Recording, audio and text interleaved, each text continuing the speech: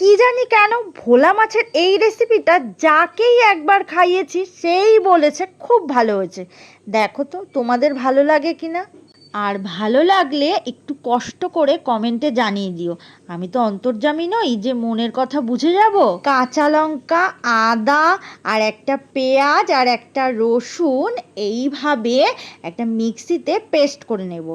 আর জল ছাড়াই এই মশলাগুলো পেস্ট করে একটা পাত্রে ঢেলে নিচ্ছি। আর তারপর অল্প কিছু ধনেপাতা এরকম ডাটা সমেত আর একটা টমেটো কেটে নিয়ে এই মিক্সির বাটিতে দিয়ে পেস্ট করে নেব।